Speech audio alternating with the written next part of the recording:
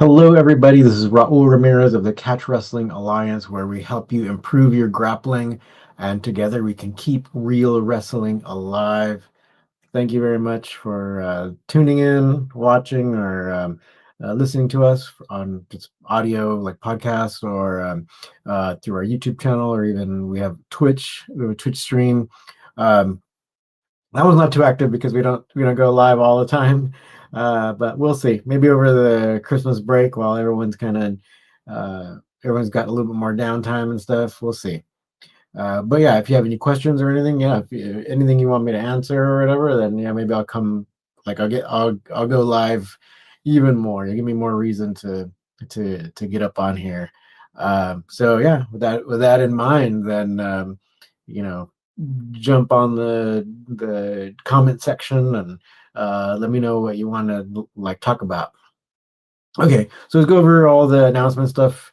So this week is actually the last week of classes at UCLA. So they're going to go on basically like a month break. They don't have vacation for 1 month, but next week is their finals week. So we don't like all of these classes, like the martial art classes, will end this week. And we then after they have their finals week, then they're gonna go on their winter break, which is also another couple weeks, and then that takes us into like January, and we're gonna start I think like the second week of January. So what one of the highlights though is like what we're gonna do. So I teach several classes throughout the week, but Monday night we're gonna have like three classes back to back. It's gonna be catch wrestling, then Sanda Chinese kickboxing, and then after that we're gonna have a class where we put it all together like an MMA class.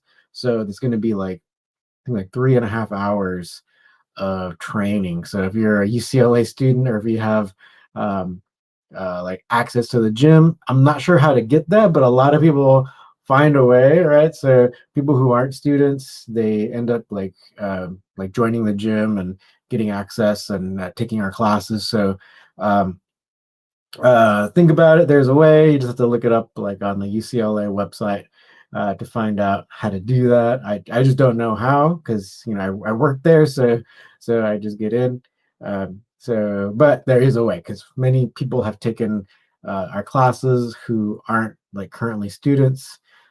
So I think sometimes people they'll like if they're roommates with the student or different ways. There's different ways. So I'm sure there's some way for you to get in, but there's always our class at Fight Science MMA. That's in the middle of Los Angeles, called Mid City, that Mid City area.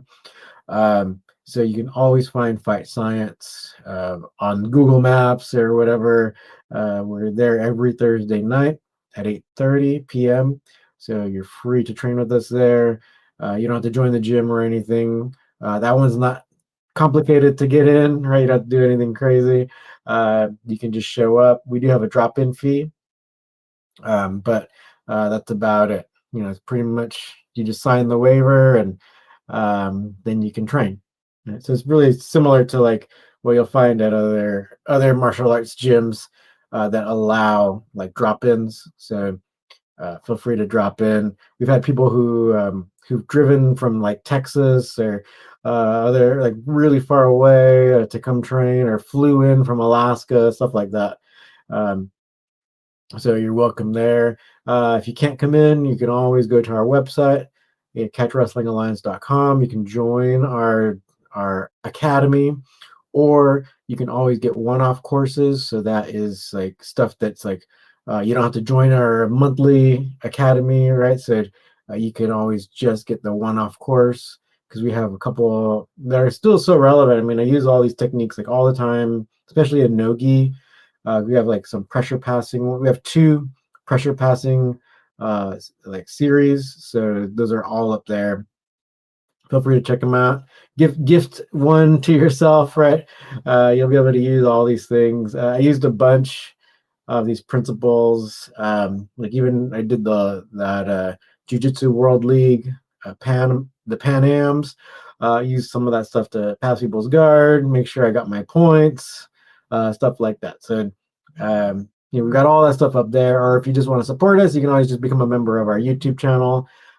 All that is very appreciated. Actually, I kind of want to know, so like from anybody who's watching, especially if you watch our YouTube channel, if there's anything you'd like us to cover in the new year, right? It's already kind of like actually, I don't even, it doesn't even have to be the new year, right? If anything you want us to kind of cover now, whatever, December, whatever, just let us know. And then, but if we get a lot of ideas or a lot of requests and stuff, then yeah, that'll keep us motivated, and we'll have plenty of things to cover into the new year.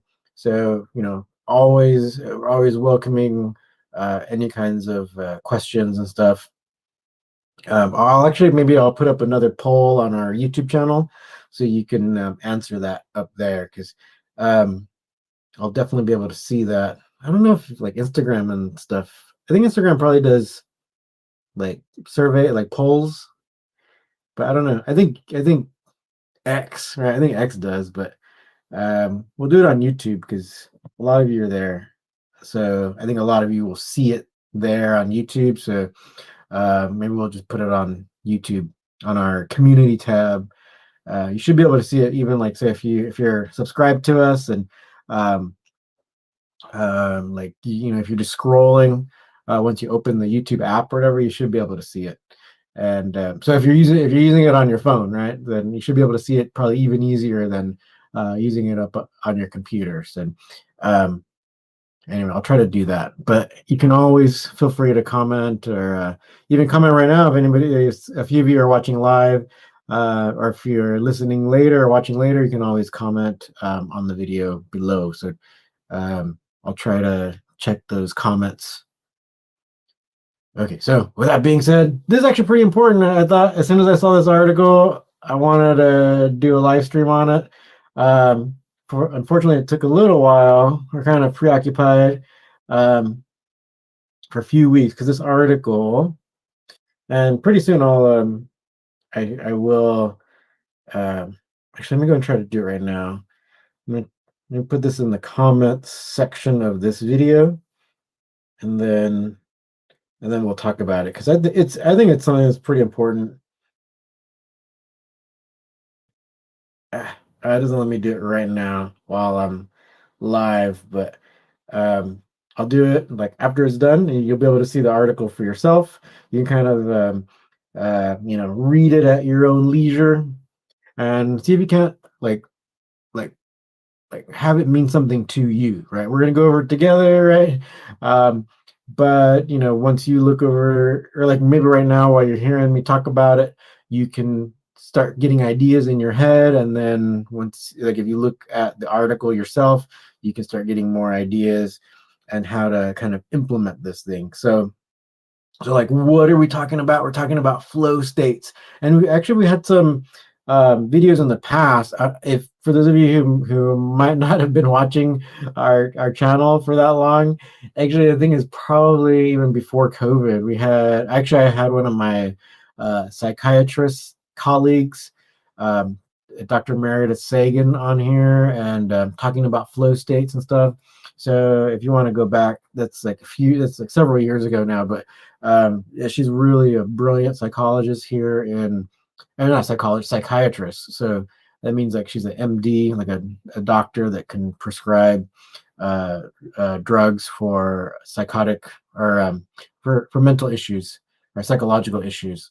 So that's like like, I don't want to say like a step higher, but she has a lot more vast knowledge base than a psychologist would, because then they'd have to know a lot of the extra stuff about the medical aspect, and like we say, like the pharmacological aspect, like all the drugs and stuff like that. So Meredith, Dr. Sagan, did a whole, I think, like 3 videos together. So that should be in our podcast playlist, and so you can always find that. But then when I saw this article, so this one just came out like in November, so last month, and like, yeah, 2 weeks ago, so like November 18th, and well, I guess probably less. Well, anyway, few days ago, over a week ago, but still very, very recent. So, what is like a flow state, and like what, like say many of you maybe heard about it, where it's like an athlete talks about where they kind of just get in the zone. Maybe you've kind of felt it yourself, but with the research, they found like ways to kind of like better or easier, more easier ways to get into it. So let's kind of talk about like the key points at first, right? So the flow state is a very well documented psychological phenomenon that you can cultivate with the right techniques, right? So it's not just like it happened one day that you just like entered the zone. No, you can kind of uh, like like uh, like it says here, like you can cultivate it, right? And then there are benefits besides like just winning right at your sport, right? It says regularly experiencing a flow state can be good for your mood. If you have a job that allows you to kind of be more creative and stuff, and so then they say those types of jobs kind of like allow you to get into flow states. Then those types of jobs, when you can get into flow state at your job, it says it's like more like it improves your mood, the job is more satisfying, and then you can maximizing the likelihood of flow state involves picking both the right task and the right environment.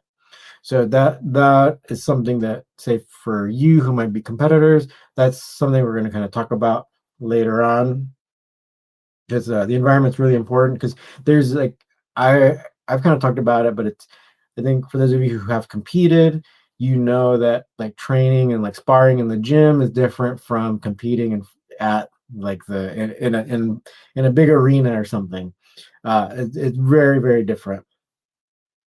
So that's going to be like the difference here, where like they definitely talk more about like getting entering a flow state at your job, and but for us, it'll be entering that flow state while we are.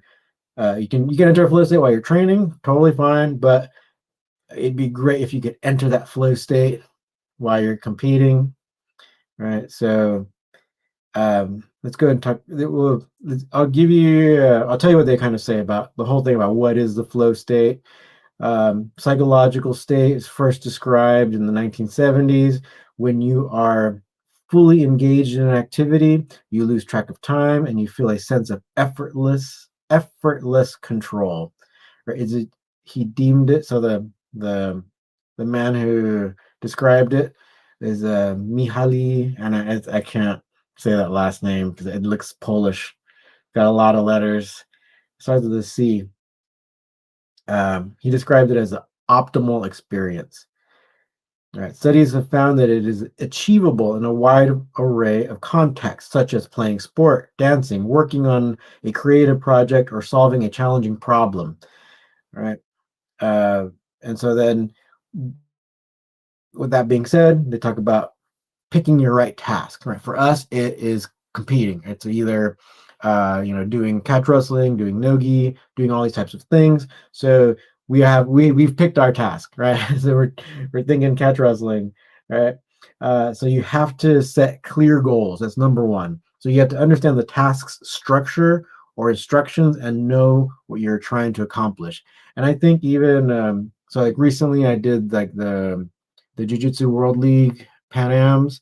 Um, Jiu-Jitsu World League is like points oriented. So whenever I see those types of like jiu-jitsu tournaments, I often think of pinning. Like I just want to pin the person. Same thing with, you should be kind of thinking similarly in catch wrestling, thinking about pinning the person, because then when you think about pinning them, chances are you're going to be passing their guard in your attempt to pin them.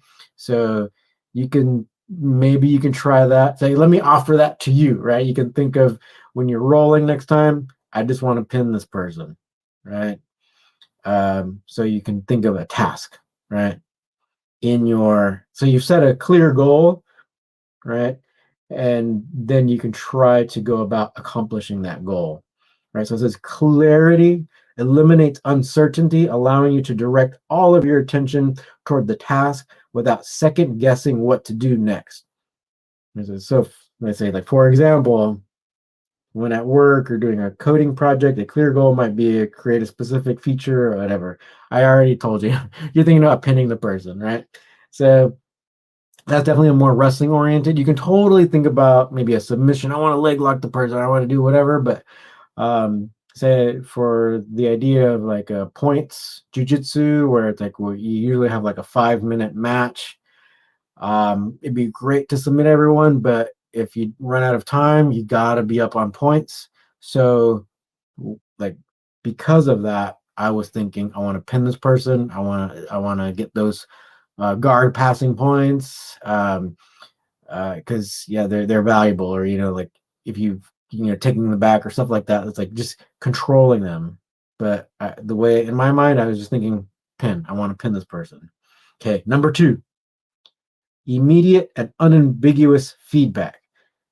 That you have frequent or constant information about how far you are progressing and how well you are doing. For example, when playing a musical instrument, you can instantly hear whether a note is played correctly or not. This constant feedback keeps you fully immersed and motivated to improve as you play. So when you're sparring or competing, that person is fighting you back, right? So you're going to be getting constant feedback as to like how successful your attempt is, right? Or what you have to do next, right? So if you try to pass their guard one way, or you get the takedown, right, and then they start, getting their legs in your way, and so you got to try to find the way to get past their legs, right?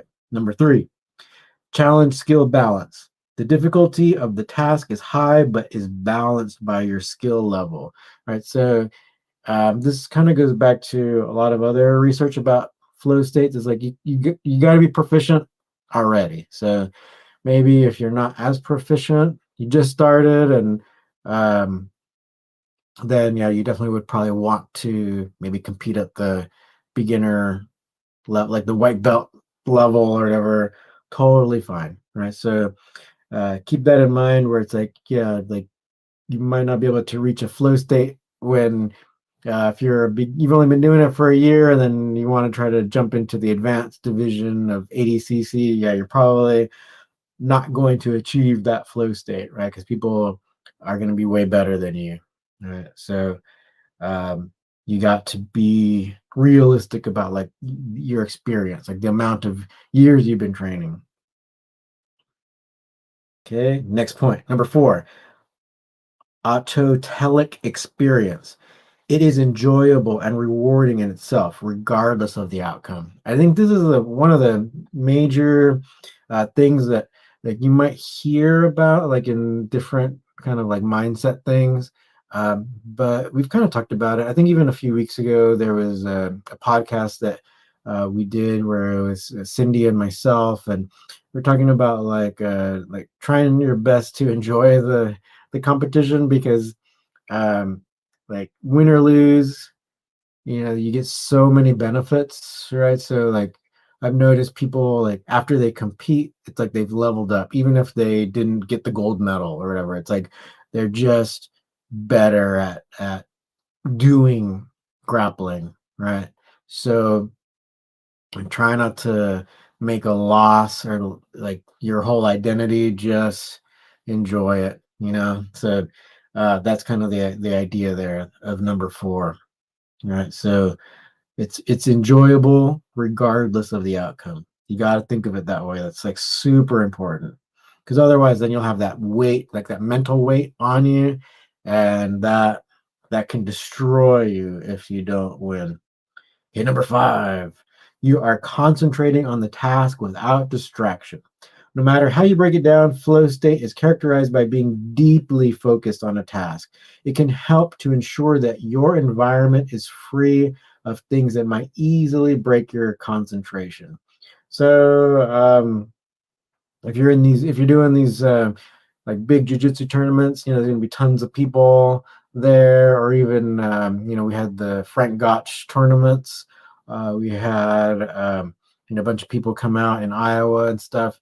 So uh, that's going to be what's different between what we do and what they're talking about in the article, where a lot of times they're talking about like work situations, and they do kind of mention like playing music, like playing instruments and stuff. So it's like someone who does like classical music, chances are like if they're doing it professionally, they're going to be doing it in front of tons of people at like these big concert halls and stuff. So that's going to be the difference between us and like the average worker, where they might be talking about like you want to eliminate distractions from your workspace or whatever. But no, our workspace would be in the arena, right? So um, then you're going to have to try to get used to that environment where there's like tons of people around watching you and whatnot. You got to try to get over that, or like find ways to not let that affect you, so you can kind of um like I'd say like not try not to worry about that. So I think I kind of go back to the whole outcome thing, where it's like just focus on the task at hand, focus on like I want to pin this person, and don't worry about who's watching. That that can help you, right? Okay. So then number 6, the loss of self-consciousness. You lose focus on yourself, no longer worrying about how you appear to others or about your abilities. Anything that is likely to make you more aware of yourself can run counter to achieving a flow state. This can mean avoiding things like working in front of a mirror or an audience, right? But the thing is, that's what we do. So then that's why I'm saying like we're a little bit different, especially in like for athletes and stuff, because you do all this stuff in front of an audience. So when you're competing, right? Not so much maybe at the gym while you're sparring and stuff, but while you're competing. So then we have that that hurdle that we kind of have to overcome psychologically. So again, it can kind of go back to this whole thing like don't make the win your identity. You have to just do your task, make your task clear and simple. Like I'm gonna pin this person, I'm gonna put their shoulders onto the mat. How are you gonna do that? If actually there are a lot of people that talk about like, oh, you want to envision the whole thing happening. Um, I never quite do that, but I envision putting the person on their back, and uh, they kind of find ways. So that's the other thing too.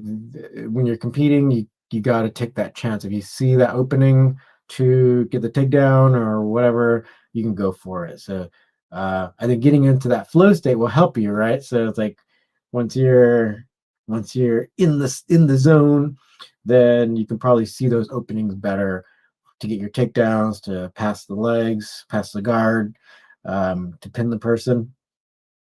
Okay, next step, number 7, sense of control. You feel in control of your actions and believe in your ability to navigate obstacles, right? So researchers specializing in flow have speculated that employees in a work context characterized by low autonomy are less likely to experience flow. So that's not us at all. We are the only ones acting in the match. You might have a coach that is yelling stuff at you, but you take in that information. If you can hear that, right? Because many times in these big arenas, you just can't hear them. So, but if you can hear them, you can get that input, but it's your body that has to put that plan into action, right? So yeah, this part kind of goes on in the article. It kind of talks about like at work, right? Finding ways to get more autonomy in your job, but for us, it's already there. Right? You're the one competing. You're the one, using your body to like get the other person to do what you need them to do, like like to put their shoulders onto their back, right? Right, the not shoulders onto that, but their shoulders onto the mat, right? Okay, there. And then the end result after all this is flow state, right? So if you are able to put all of the above conditions in place, it will help you maximize your chances of entering the flow state. In that state, you will also be able uh, to experience these experiential aspects of flow, which so these are the additional things. So number 8, merging of action and awareness. So this is where you want to get, right? So you are fully absorbed in a task so that action feels automatic. So this is the whole idea where it's like when your body detects an opening, so like to get a takedown or to pass the guard or get a submission, your body doesn't think about it. Right. So this is one of the old quotes from the famous coach Billy Riley. So he's the guy who coached Roy Wood, the even Billy Robinson and Carl Istas. So most people call him Carl Gotch, even though he's not really a Gotch person. He's not really that's not really his family lineage or anything. It's not his. He's not related to Frank Gotch. He just took that name later. But anyway, so Billy Riley coached all these people. He was the head coach at that gym, and so like one of his quotes was that like you want to wrestle everyone like they're world class. But with that being said, he also he had a saying where he said if you're in a match and you think about doing a move, it's already too late. Right, so you got to be training and where everything becomes automatic. So a lot of times that whole thing about being automatic comes from here. It's like the practice, the you're getting all the reps in and all that. So you can recognize when to do the move, so that you're not thinking about like, oh, I can do this move now. No, it's already going to be too late, right? So once you're in that flow state, that's the whole they say the benefit you get is that merging of action and awareness, right? The next benefit they say is time transformation. Your perception of time changes, which could mean slowing down, allowing you to experience every detail of the task with heightened awareness, or speeding up, whereby hours feel like minutes. Right? Those are the experiential components of flow state. Putting all this together, we can kind of get we get the task, right? So they made like a little flow chart. So you got your environment set up for you to go into flow state. So for us, that's the arena or the gym. Then you have the task features, right? So what is your task? What are the goals? You got to have those clear goals, right? You get that feedback from someone resisting you, right? And you get that always say this challenge skill balance. Whereas are you rolling with someone at your same level, right? And then you get the whole you get those two together, right? And then you get that experience of flow, right? And so it can be, then they say the results is like an increase in positive mood. They talk about like job satisfaction because that's the article. And then you have better performance and emotional well-being. Right. So these are some of the key takeaways. They're saying that it's not like a flow isn't some mystical experience. It's something you can cultivate deliberately by choosing the right tasks and creating the optimal environment. So next time you're facing a task, set yourself up for flow and enjoy the benefits of being in the zone. Right. So that's the main thing about the article. I'll post the link in the description of our YouTube channel, or just in the description of this podcast, so you can look over it yourself, and then you can think of like different ideas and like how it applies to you and your grappling or your competition stuff. So because I'm sure even just listening to me talking maybe gave you some ideas, and then you can see how you can implement that in your own life, right? So let me go ahead and having all these lighting issues here. Like one of the lights went out. Let me go and turn one back on here. Okay. All right. Okay. So if you have any comments and you're listening or watching live, go ahead and throw some in the comment section. Happy to hear anything you have to say. But I think one of the things, possibly I was kind of more in a flow state in that last tournament that I did. There are a bunch of people in my division, so just kind of took it one match at a time, and yeah, I didn't really feel tired. That could be another benefit. I didn't feel exhausted. I felt pretty confident where it's like I trained well enough and didn't get too tired.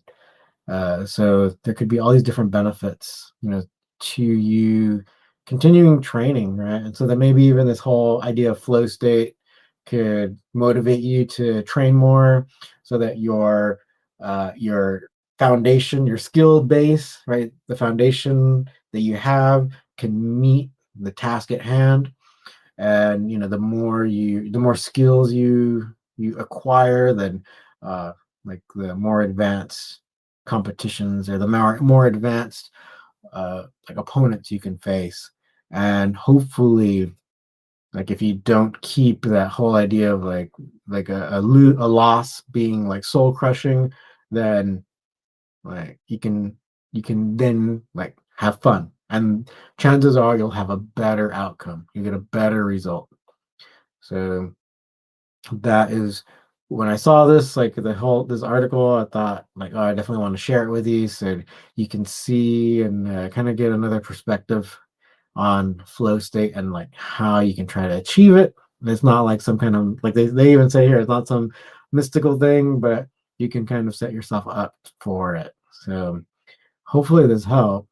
And I think maybe we'll go ahead and let you think about it, and we'll try to think of other things for us to talk about. So feel free to comment and stuff. And then uh, in the meantime, keep on training. Right, hopefully this made you motivated to keep on training. Feel free to train with us if you visit LA, or if you're in LA at Fight Science. In January, we're going to be back at UCLA after the winter break, and just, yeah, we have that big chunk of training, especially on Monday night. I teach classes during the week, but like that Monday night chunk is going to be pretty big, because we're gonna have like the grappling, the kickboxing, and then putting it all together. So it's like several, like it's like 3.5 hours, I think, of training. So if you can be there, that'd be great. If you can't, totally fine. You can always go to Fight Science, or go to our online academy on our website, catchwrestlingalliance.com. If you're on the East Coast, make sure you train with our buddy John Strickland from American Hook Wrestling out there in South Carolina. You can hit him up. He's easy to find on Facebook. So you can always, if you're just a fan, you want to support us, we put up a bunch of extra videos on YouTube. It's just like a Patreon, but just through YouTube. You can become a channel member. Also, so you can just support us that way. Or if you want to just get a one-off course, we got those on our website as well. That pressure passing stuff that I put up 2 courses on there. I use it all the time. It works. I used a lot of those principles to pass people's guards at that Jiu-Jitsu World League tournament. So just if you're doing point jits, then it'll really help you, because they have short time limits. So if you can't submit the person in time, when time's up, at least you're beating them on points. So but in a catch wrestling perspective, you can also use all that stuff too, where you're pinning them, right? So different ways to pin somebody, especially in a no-gi environment, right? So yeah, because that's our whole thing, right? We want to help you to elevate your grappling, so together we can keep real wrestling alive. All right, thanks for watching and listening.